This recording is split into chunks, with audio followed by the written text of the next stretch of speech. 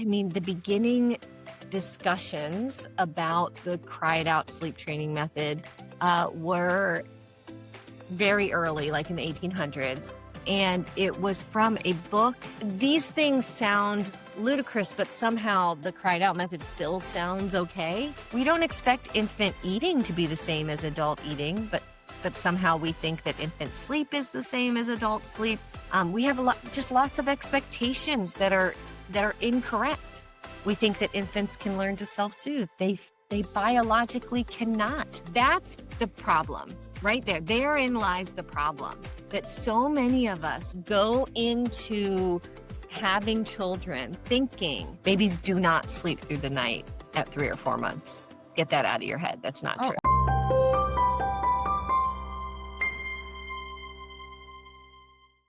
Hello and welcome to Andisheh Parenting. Today, I'm with Dr. Jenny Rosier, PhD. She is an associate professor of communication studies at James Madison University, where she serves as the director of the Relationships, Love, Happiness Project. Her work, research, writing, speaking, centers on romantic relationships and child relationships, especially through the lenses of attachment theory, interpersonal neurobiology, trauma-informed relational conflict, empathy, and realistic expectations. Jenny is the host of Love Matters, the podcast of the Relationships, Love, Happiness Project.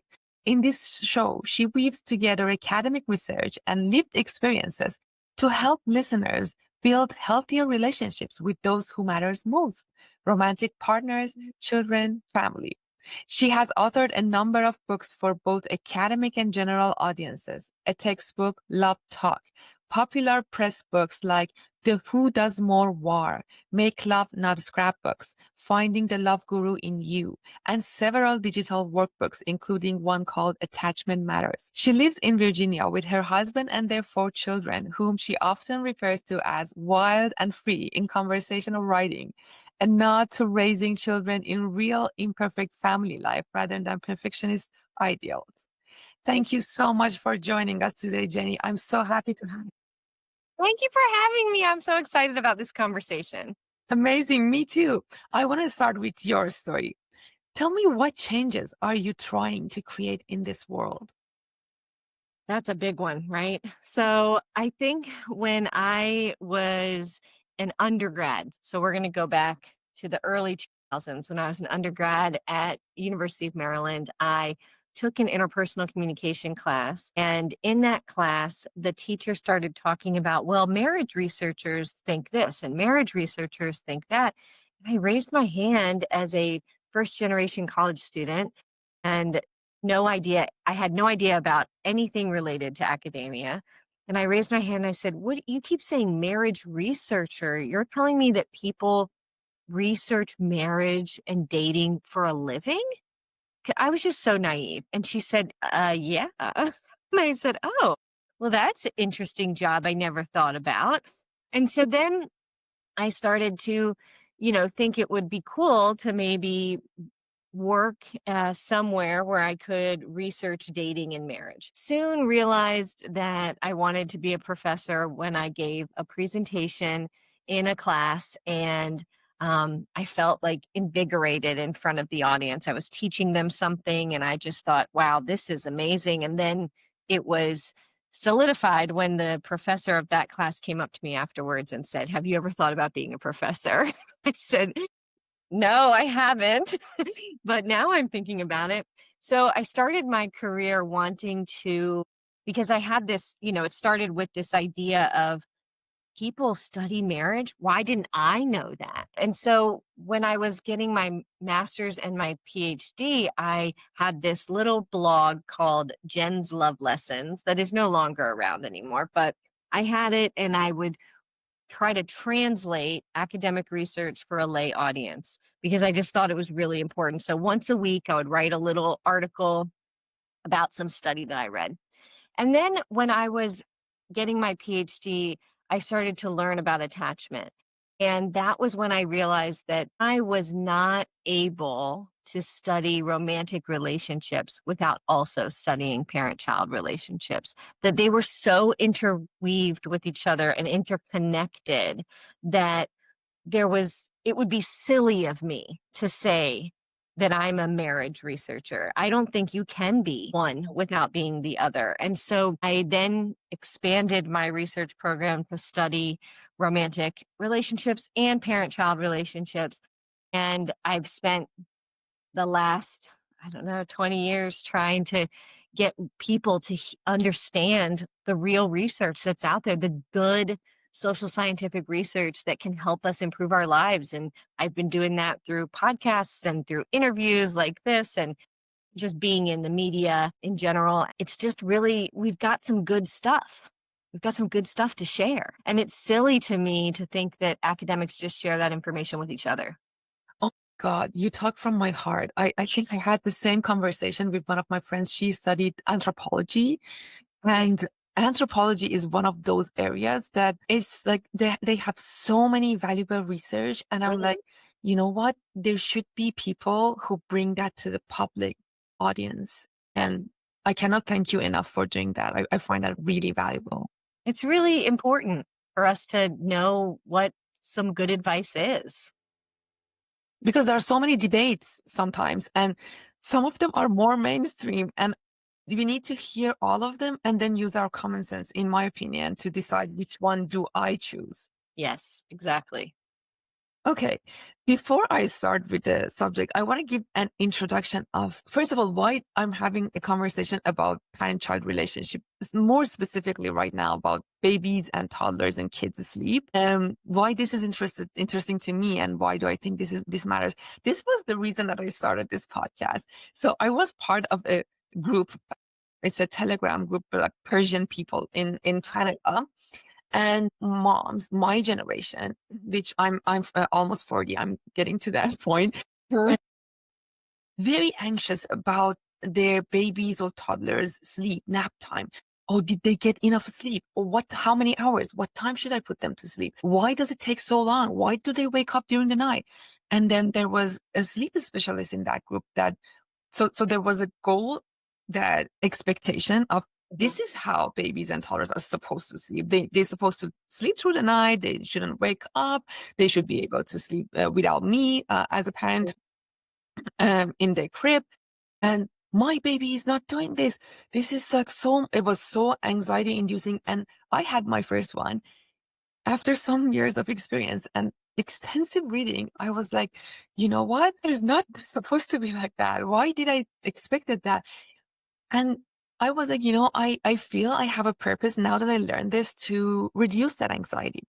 But I want to understand more. Why do you think there's so much anxiety around parenthood and in this modern way of parenting, like especially about babies asleep, which the first thing that I did was talking to grandmas, my mom, my mother-in-law. Yeah. Everybody was so calm. We would put the baby to sleep whenever they looked sleepy. They showed a sign. There was not one mom from the previous generation that showed, they wouldn't even remember. It was that easy for them. And I was like, okay, why? This is a question for me. This is a philosophical question. Why we are like that and they were not? Yeah. So in 2021, well, probably like 2019, we can go even back further. I have a colleague that I write with, Tracy Castles, and she's the director of evolutionaryparenting.com. And she and I wrote a series of, well, conducted a series of research papers and wrote a bunch of articles about it. And in 2021, we published this article about how the cried out method became authoritative knowledge. So we were just like you. We're like, how can we get people to understand that the cried out sleep training method is not only unnecessary, but that it's actually not good? And we had done this, like going on Facebook groups and going in message boards and saying, hey, this can be really damaging, like we should move away from it. But it's so ingrained in our culture, in Western culture, that this is like the correct thing to do, and that sleep problems are problems, right? So which is what you were saying. Like, oh, if your child's not sleeping through the night, if they're not sleeping without you, if they can't put themselves back to sleep, like all of those things are issues. So because it's so ingrained, we just kept thinking we're fighting an uphill battle. Like, how can we convince people of this when it's part of our culture? So we decided to do like uh, a study where we would like figure out where it came from. And then maybe we could be like, hey, you were tricked into believing that this was an okay thing. And we thought maybe if we took that route, that maybe people would say, oh, I guess I never questioned why I believed this to be true. So we looked at over 200 years of media, and we found that, I mean, the beginning discussions about the cried out sleep training method were very early, like in the 1800s. And it was from a book that a man and woman, a man who was a pediatrician and his wife, wrote sitting at the dining room table. So they sat at the dining room table and they wrote a pediatrician parenting book. And in it, they had a lot of wild claims. So we thought if we could say, hey, look, this guy who started the sleep training movement said all this like batshit crazy stuff. If he said this, how could you also believe the other things he said? So he said things like crying expands the lungs. And so if your child doesn't cry every day, their lungs will not fully develop. And so if you get through the end of the day and your child hasn't cried for at least an hour, you should pinch it to make it cry, and like continue pinching it so that it's in pain, so that it will cry for an hour, because it has to cry for an hour every day. And the more crying, the faster the lungs will expand, and this will be healthy for your child. So this man said that, and we think that's ludicrous. This man also said that children should not get very much affection, and when your toddler goes to bed, you should give them a pat on the head or shake their hand. No hugging, no kissing. And just tell them to go to sleep. These things sound ludicrous, but somehow the cried out method still sounds okay. It came from this human who wrote this book based on no scientific research, because there wasn't scientific research back then. So this was all his opinion. Unfortunately, his book was read by thousands, if not millions of people, and he was considered the father of pediatrics for decades. We now know that this is not good, but he's not the only person. He's not the only person that, perpetuated this idea to get to where it is. There was this whole like movement of scientific motherhood where you're told, hey, you're not capable of taking care of your children or knowing what's best for your children, but you're still responsible for learning it.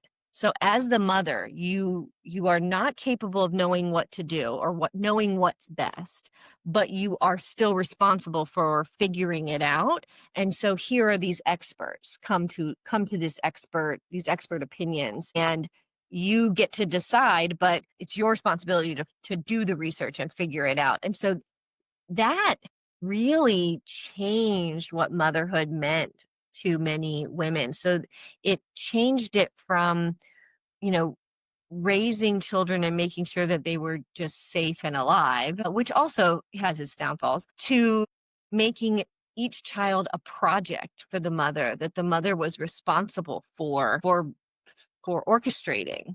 And then there was other issues like, back in the day, we didn't really care about consolidated sleep.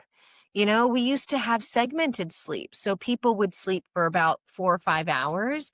Then they would wake up in the middle of the night. They would have a meal, have a conversation, go do some work, some like manual labor, do the laundry, have sex, take care of the baby, and they'd be awake for a few hours in the middle of the night, and then they'd go back to sleep for a few hours. But the Industrial Revolution made it so that we started working a 40-hour work week. People had to sleep at night and be awake during the day. So humans had to evolve to having one sleep instead of 2 or 3 sleeps. Sleep was just, it was never a point of contention in the past. We didn't worry about it. We didn't talk about it. There's all these diaries that people would write back then that have been analyzed, where people would say things like, oh, I was working in the farm today out in the fields, and then I took a 2-hour nap in the middle of the field. A man was working and he felt tired, so he went to sleep. Now we think napping during the day is like, we have negative connotations about that. Like, oh, you should be sleeping at night. You don't need to nap during the day. During the day is for work and progress and doing things. So all of these things combined, there was also fears of getting diseases. And so there were all these messages saying that if you slept in the same room as your infant, the air that you breathed out of your mouth at night was toxic.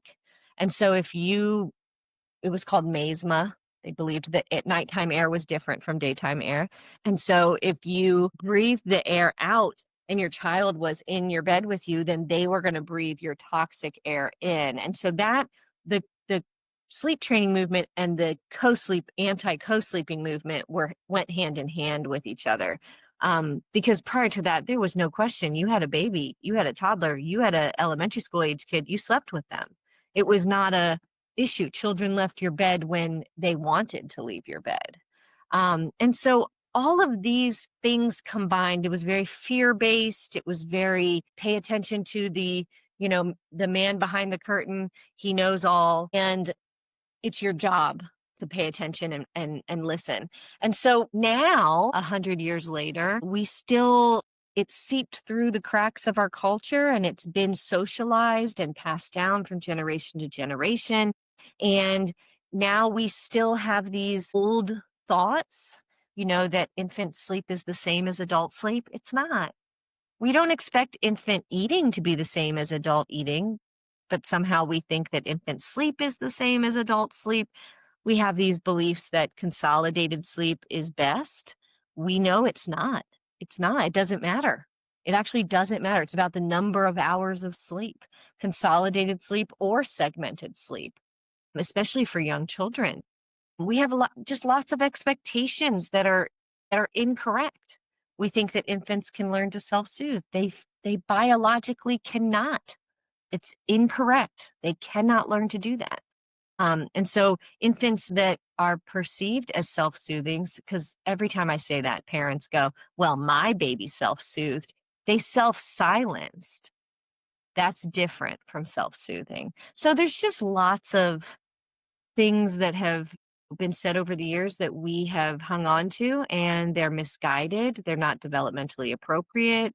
And some of them are outright incorrect.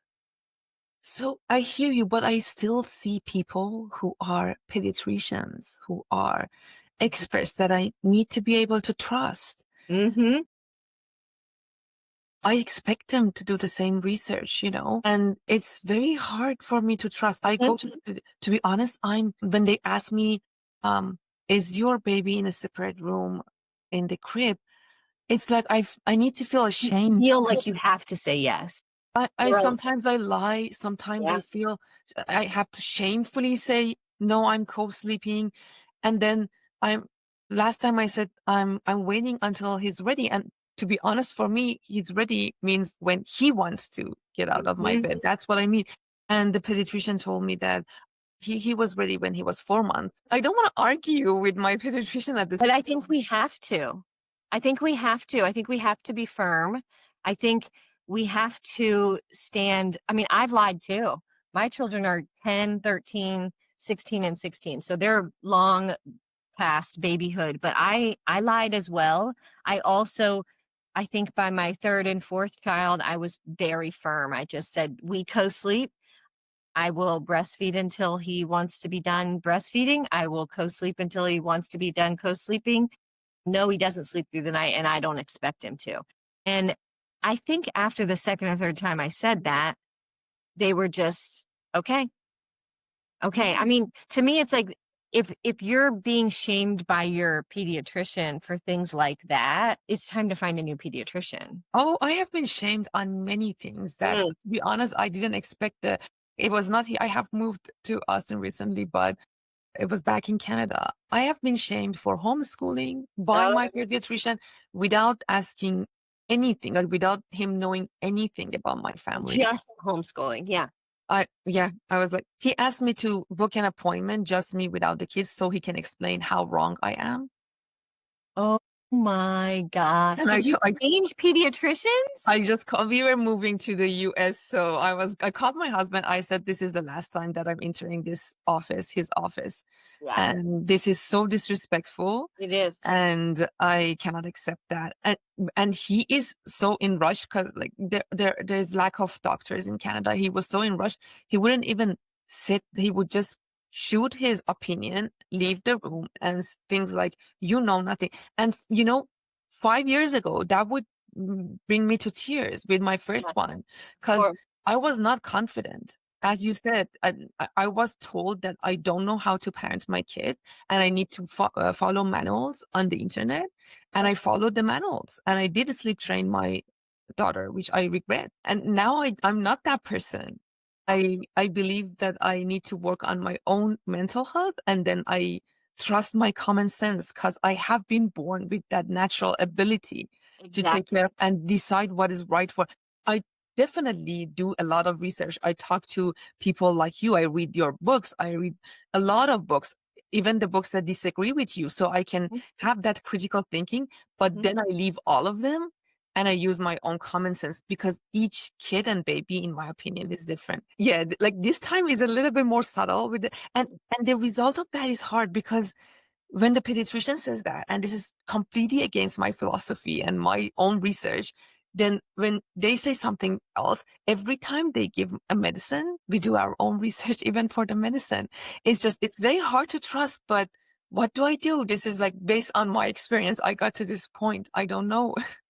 Yes, and think I just think the pressure for raising babies and infants, like to listen for mothers or fathers to listen to the pediatrician or to do the research is so much more when the kids are little. Like I said, my kids are older and I don't feel, and I think some of it is that I'm a more confident mom, but a lot of it is they kind of just dropped the ball, you know, just say, we cared so much about what you did with these babies. And now, it's like, oh, well, you figured it out, I guess. And there's not as much pressure. And so, those of you who are listening who are in the trenches of babies, it does get less of a pressure cooker the older they get. But I don't know. You said that sometimes you'll read the books that advocate for sleep training, for example, just so you can have both sides of the story. Well, lucky for you,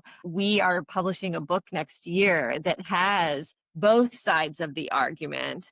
And every chapter is going to address one of the arguments for sleep training and then dispel it, and explain how it is incorrect or incoherent or just not very persuasive, and how it's not persuasive. And then we give, in the last chapter, we plan to give other options, right? So things you can do instead of sleep training that are research-based, that are shown to work.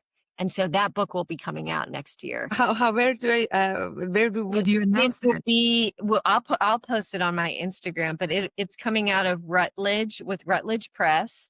And it is called Dispelling Cried Out Sleep Training Myths and What to Do Instead. Oh, So I can't wait. I know it's going to be awesome. I'm so excited about it. I'm going to share your Instagram page for people who wants to follow and know when you publish it. Book will be out next year. We are getting it to publishers in the next couple of weeks. So we're almost done with it.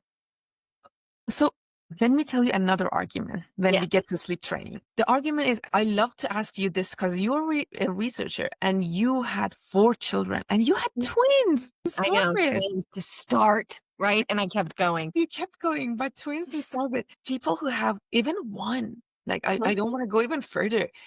And we are working full time during the day. Some of us are doing other projects like you and me. You need to be awake during the day, right? For example, the statement that I heard yesterday was, you just have one. And if you're, rocking your baby to sleep, or you're doing some methods that wouldn't work with 3, you won't be able to sleep at all when you have 2 or when you have 3. If we want it or not, world has changed. It is industrials and we have to play the same game to survive. Yeah. How do we play this game while surviving, while being awake during the day, while listening to our common sense for our kids to sleep? I don't know.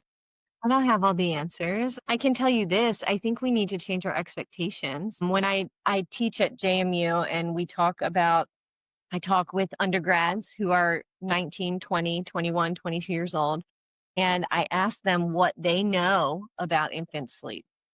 I mean, it's a great conversation. And they just know it's really hard and, parents are tired. And I say, how long do you think this phase lasts? And they say, oh, like what, 3 or 4 months? That's the problem right there. Therein lies the problem that so many of us go into having children thinking that the hard time is the first 3 or 4 months, and that after that, babies will sleep through the night, will not need you. I mean, we have unrealistic expectations. I did not sleep through the night for 10 years. There was not one night where I slept through the night. Now, is that outrageous? Yes. I did have 4 kids. Every 3 years, I had another kid. So 10 years is reasonable for that. But I mean, even with each child, our twins slept through the night sooner than our third and fourth child because they had each other, I believe. They would snuggle with each other. And I would come in there sometimes when one of them would be crying and the other one would put a passy in that one's mouth. I'm like, this is great. It's wonderful. like little 1-year-olds, my son would put a passy in my daughter's mouth and I'm like, I didn't even have to come in here. This is so they Sounds more like shut up. Oh, I know. It was he was just like, I'm sleeping. Please. But we also included them in the same bed. So we didn't do cribs for our children. They co-slept with us and they were allowed to come to our bed anytime. But with our twins, we put them in a full-size mattress on the floor and we just put them both on it at a very young age. And we had, bumpers on the side, but from a very young age. And that worked really well. With our third child, we tried that and he was a no. He wanted to co-sleep with me until he was 4 or 5 years old. And then our fourth child, we didn't have a crib for him, a bed for him, nothing until he was 7. He was he was in our bed all the time. People would say, "Well, where's your bed?" When they'd go to the other bedrooms and there wasn't a fourth bed. "Where's your bed?" And he'd go, "I sleep in the big bed." The big bed's my bed. So, I mean, I think that we have to change our expectations about what having children is going to be. And to answer, how do we do this when we all have to work and stay awake? I don't know. I don't know. I know that it was much easier for me to have interrupted sleep when I was 27 than it has been for me to have interrupted sleep now. At 43, if I have interrupted sleep now, I am dead to the world the next day. I'm so tired. And so there is something to say about having children, in your late 20s, early 30s, that does make the sleep part, I think, a little bit easier. But again, co-sleeping made it so that if a baby woke up in the night, they were right there. I didn't have to get out of bed. I would nurse and go back to sleep. Our youngest nursed until it was ridiculous. It was like 3 years and 8 months. It was so long. And so, I was right with them. So, passy, nursing, rubbing on their back, patting them, hugging them. It was easy to get them to go back to sleep. So while I had interrupted sleep, I didn't have to get up and go to another room. And so every family has to figure out what works for them. I know friends who cannot sleep in the bed with a child. It makes it so they cannot sleep. I've slept wonderfully with the children in our bed. It made me feel safer, like they were right there. So I don't know. I know parents who have made beds on the floor in their kids' room and they just sleep on the floor in their kids' room. I have friends who had a guest bedroom that then became mom and baby's room. And mom and baby just slept in that room. I mean, we do what we can with what we have and what we are able to do, but that adjusting the expectations is key. Babies do not sleep through the night at 3 or 4 months. Get that out of your head. That's not Oh, true. until way later. Way, way Right? later, sometimes 2 or 3 years of interrupted sleep, and that is normal. Thank you. And you know what? The other thing I want to say thank you is the fact that you talk about co-sleeping and nursing with confidence. And Mm, it's like it feels that we have to be shameful if we do that. I And know. it gives me the confidence to be able to talk about it without being ashamed of it. Because to be honest, we should be proud. Because Mhm. in an age that the mainstream media shame us for that, we figured it out. In my opinion, I figured it out. I caused it for the crib, which is connected to our bed, so we have extra Yeah, space if he wants to roll, so he right doesn't there. fall off. And that's how I don't say that I co-sleep to the Yeah. pediatrician. I say we have a crib connected to our, and my husband, we never make the crib for, like, we open the one side because Yes. he calls it baby's jail. My husband, he's so against it. He calls it baby's jail. If it's Yeah. on 4 parts, he's like, what? Why would you do that? I'm like, Yeah. I don't know. Oh, And we we try. co-slept with 4.5-pound twins, 2 of them. They were 4.5 pounds when they were born. They came home that night, we co-slept with them then. I mean, they were teeny tiny, little under 5-pound twins, and we co-slept with them. I mean, I am a huge advocate of co-sleeping. My youngest, one time we had family friends come and spend the weekend with us, and they, of course, did not co-sleep, and they spent the night at our house. And the next morning, my youngest was probably 3 years old, and he walks into the room where the parents and their kids were sleeping, and their baby was asleep in a pack and play that he had never seen before, my 3-year-old. And he comes running downstairs and he's like, Taylor's in a jail. Taylor's in a jail. Somebody put her in jail. And we're like, it's a crib. He's like, they locked her up. Oh, she's in a cage. That's what he said. She's in a cage. Why would they put her in a cage? And I'm like, because that's where she sleeps. Like, he had no knowledge that babies were ever in cribs because we just didn't have them. Okay, I cannot resist. Something comes to my mind, which every time if we advocate for co-sleeping is the sudden Infant child. death. Yeah. So, Yeah. okay. So let's do it. So the countries with the highest co-sleeping rates in the world are places like Japan, for example, and Japan has one of the lowest SID rates in the world. So co-sleeping cannot be a cause of SIDS if that is true. Now, some people will argue with me, oh, well, their beds are different, or, this is different, or they don't have as much, alcohol or drug use, as people in the United States. And that is true. You cannot safely co-sleep when you have drank alcohol or used substances. That is part of safe co-sleeping. But there's recent research, I would say, in the last couple of years that has found that that there was a specific gene mutation in many children who have died from SIDS, unfortunately. And so that's early research. And I don't think that we can say that that's truth at all yet. But there is some indication that some children may be more predisposed to experiencing sudden infant death. And it's called sudden infant death for a reason, because we don't know why it's happening. It is sudden, it only happens to infants, and we don't know enough about it. But to say that co-sleeping causes sudden infant death to happen is false. It is not true. Um, a lot of unfortunate situations happen when parents have ingested substances, or when one parent doesn't know their child is in the bed.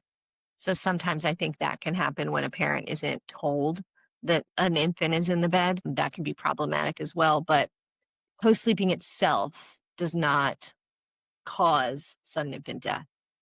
Yeah, I read that recently in one of the books that I really enjoyed, Parenting Without Borders. Mm, mm, Just tell us that this way of like many cultures, but one of them is how we sleep in North America and America is way different than like compared to many cultures, not just, Many, for many, example, not just Japan. here too. Oh, Yeah. yeah. Actually, we are the one who's different here Yeah, in America. exactly. We are the ones who are different. And if you talk to people from other cultures, you talk to people from Guatemala, you talk to people from India, you talk to people from um, any lot of Latin American cultures, and you say that you put your baby in another room from the beginning, or even when they're 6 months, they're like, what? It's completely shocking to them, Mhm. completely surprising. It's like, no, we have a family bed. And many children in other cultures sleep in their family bed well into elementary school, middle school. It's just whenever they feel like they want to have their own bed. And it's a non-issue. We've made it an issue. It's a non-issue in other cultures. Okay, for me, it did like obviously from the manuals. I was with my first one. I was reading that we shouldn't co-sleep. She should go to her room. We tried it when she was, I think, 6 months or yeah, Mhm, we tried it for 2 months. It mhm. wasn't working. I had to wake up during the night twice Walk and all then the way to a room. home and like rock her back to sleep. And then at some point, we used our common sense and we were like, you know what? And that was the first time that I was like, you know what? I don't think this is wrong. And we co-slept. And the other thing, financially, we had to send her to daycare early on when she was 1, which I was lucky to be in Canada, to be honest. I cannot imagine sending a baby at 2 months old to daycare. Mhm. But even that, for my daughter, that was early. Now I know, but again, because I was, I didn't have the knowledge beforehand to make sure that I'm ready to have my kid at home for until 2 years. So there are always limitations. Sure. And then we realized that she is getting like, because during the day she's very touchy. She does not getting all that touch that she needs. She gets it during the night. And it's like she fills herself with all the touch that she needs. And we were happy to do that. But Mhm. getting out of our bed, it happened naturally with her. She kind of became like her friends would ask her, do you sleep in your bed? And she would be like, she was not comfortable still. Like she was around 5 when she asked for a bed, and we put her bed beside our bed, but Mhm. she would go to her bed in our room. And Yeah. after a year, she asked to have a bed in her room. And Yeah. then she had both options. Some nights he would be in her bed, she would be in her bed, and some nights in our bed. And finally now she's completely in her bed. There are nights that she might have a nightmare, come to our bed. We always welcome her. We never like no, you can't do this. But tell me, is there an age that we should be worried that, like, for example, oh, why does, like, for example, our kid is scared or like she doesn't want to go to her room? Like, is there an age we should be worried and we should get, because we always need that, we always have that anxiety. Yeah. My answer is no. No. Why?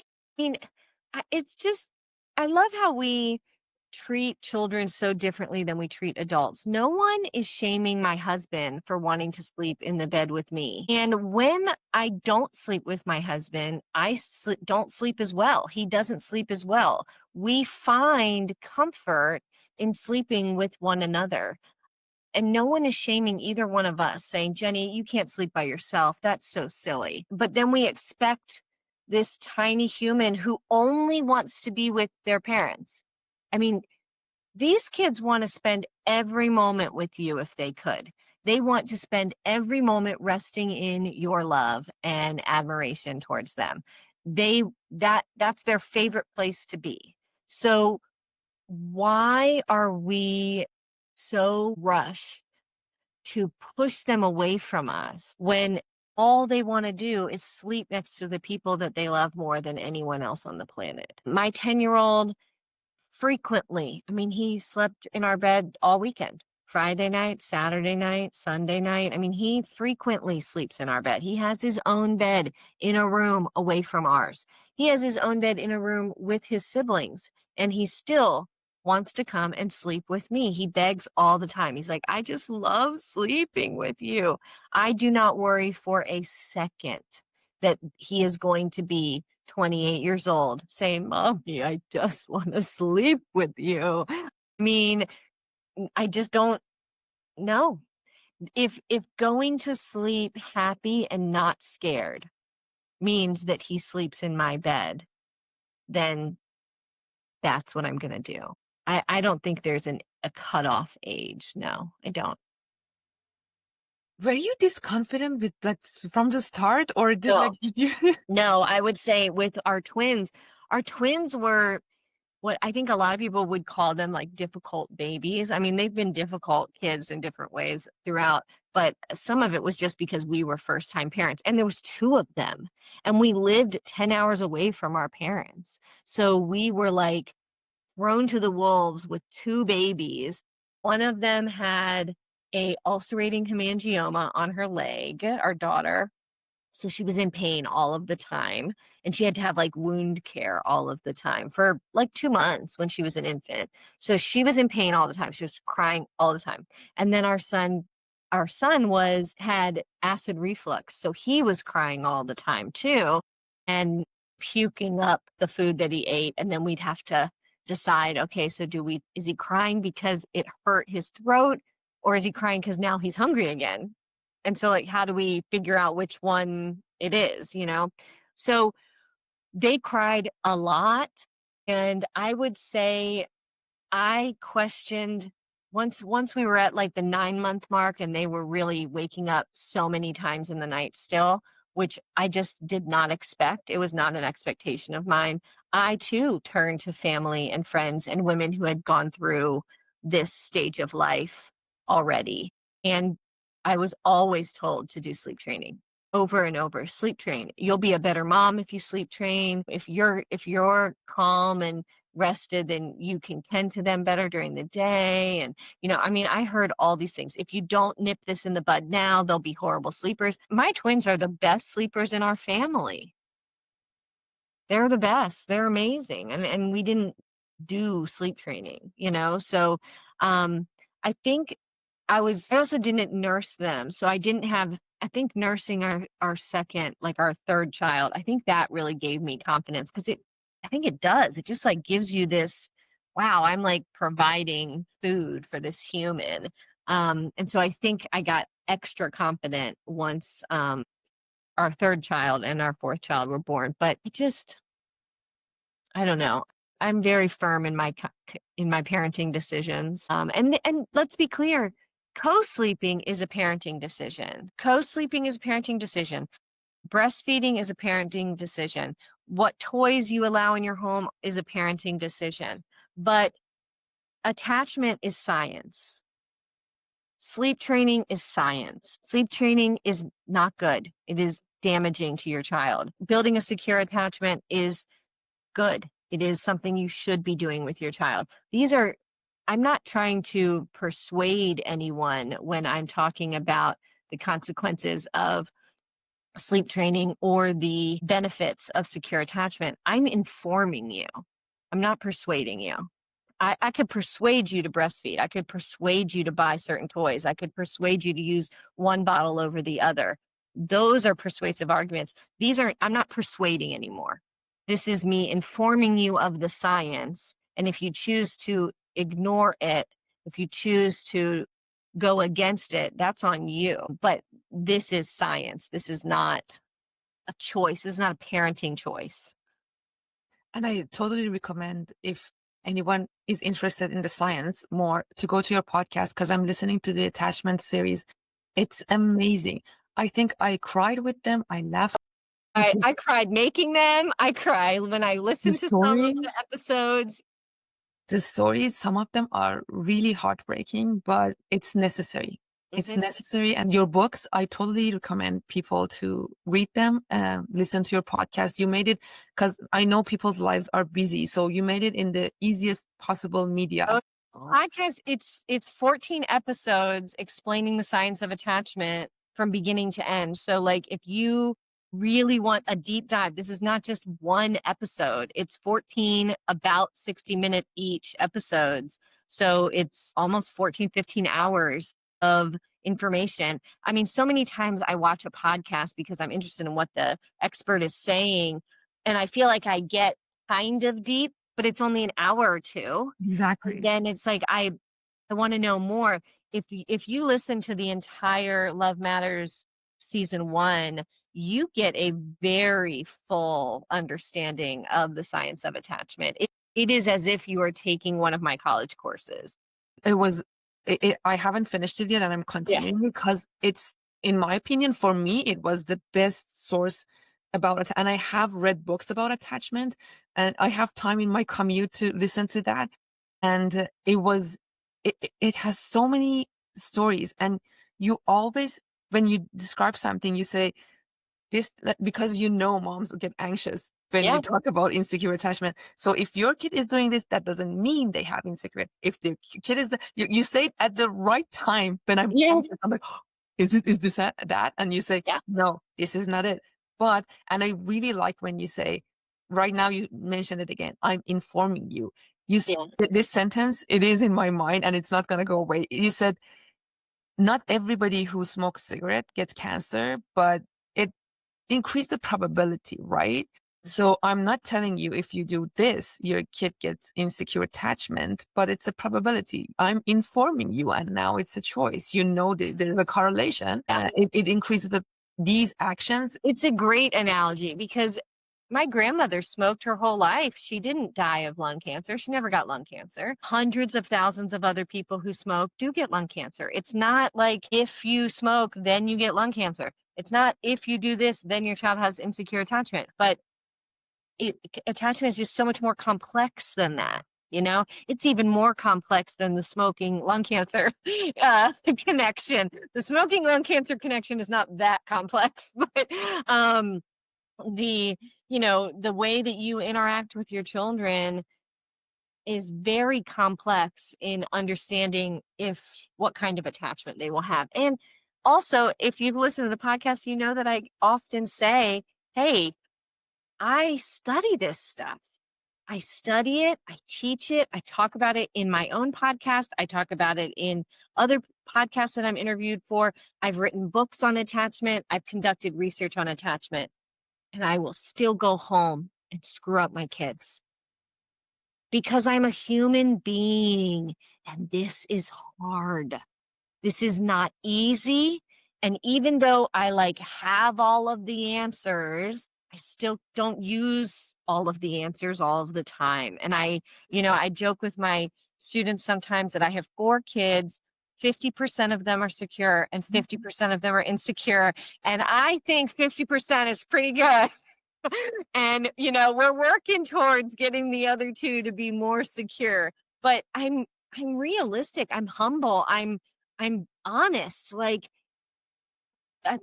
don't know. I don't have 4 secure kids. Thank you for sharing that. Because when you talked about, sharing your bed and everything, only the nights came to my mind that my daughter asked to stay in our bed. And I was so tired with another infant. And I said, can you just this night, I really need to just have a better sleep. And it brought me back those moments. And I'm like, oh, I screwed it up. You just saying that. Yeah, we make mistakes. No, we make mistakes. We're 'Cause only I was human. tired. Yeah, we're only human. And, at the end of the day, I have a 16-year-old daughter. So you can imagine the conflicts that occur between mother and daughter, and they're normal. But the relationship that I have built with my daughter can withstand many of those conflicts that maybe got destructive. I think I like the term that the Gen Zers created, the idea of a vibe. I feel like a vibe is the best way to describe attachment. It's like, well, what's the vibe? What's the vibe check between you and your daughter? What's the vibe between you and your son? And if you can say, well, take a step back and globally look at the general vibe, and the vibe is positive, the vibe is secure, even if there were these small instances that were not great. That's what we're looking for. We're looking for the vibe. We're doing a vibe check, an attachment vibe check. And if you ask my daughter, right now, what's the relationship with your mom like? She would say, it's incredible. It's amazing. My mom supports me and loves me, and I love her, and I can be myself around her. And that's the vibe check. But if you asked her yesterday, right after I dropped her off at school, when I told her she couldn't wear that tank top that was showing her belly button, and we got in an argument about it, she would say, my mom just doesn't understand me. Right? And so it's like it's the taking a step back and looking at the big picture that really defines what the attachment relationship is. Totally true. I agree. Jenny, I want to end the conversation here. This was amazing. I enjoyed every moment of it. And I would say this, in my opinion, this was an introduction. And I recommend people. I'm going to share your podcast link here, Great. all the links to your Instagram for the book. And I recommend everybody, even if you don't have an infant, I think just knowing that it would affect that. It's a knowledge. It's a necessary knowledge, in my opinion. If you have kids, Yes. everybody should know that. So thank you so much for providing those resources. I know it takes so much time and so much effort from you, and also being open for, these conversations. I find it really valuable. Thank you so much. I really enjoyed our conversation today. Thank you. I'm going to stop recording.